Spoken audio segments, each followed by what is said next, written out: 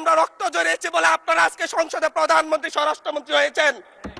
রক্ত ঝরার পরে রক্ত ঝরিয়ে গুলিবিদ্ধ হয়ে 3 দিনের মাথায় গুলিবিদ্ধ হয়ে দয়া করে থামুন। মাননীয় সংসদ সদস্য, আপনার বক্তব্য অব্যাহত রাখুন। 144 ধারার মধ্যে আবার নিজেই গুলিবিদ্ধ পা নিয়ে বের হয়ে গিয়ে সংবাদ সম্মেলন করে বলেছি আবার রাস্তায় নামুন, হাসিনা পতন হতে হবে। শহীদ প্রেসিডেন্ট জিয়াউর রহমান বাংলাদেশকে অর্থনৈতিকভাবে, রাজনৈতিকভাবে, গণতান্ত্রিকভাবে বাংলাদেশকে পুনরুদ্ধার করার জন্য উনি অটল ভূমিকা রেখেছেন। উনি আমার দ্বীপ হাতিয়াতে 3 বার গিয়েছেন। আমি যেদিকে তাকিয়েছি আমার এই বেড়িবাঁধ কে করে দিয়েছে? মেজর জিয়াউর রহমান। আমার এই খালকে খনন করে দিয়ে গেছে মেজর জিয়াউর রহমান।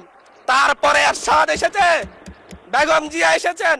বেগম জিয়া আমার হাতিয়াতে 3 থেকে 4 বার গিয়েছেন, কিন্তু তারপর আমার হাতিয়ার ওই অঞ্চলের নদী ভাঙ্গন রোধ হয় নাই। ওই অঞ্চলের লক্ষ লক্ষ মানুষ ঘরবাড়িহীন ভাবে পড়ে আছে। আমি এই ইলেকশনে ভোট ডাকাতি দেখেছি। আমার গাড়ি বহরে হামলা করা হয়েছে। আমি কি এই ইলেকশনের জন্য নিজের রক্ত ঝরিয়েছি?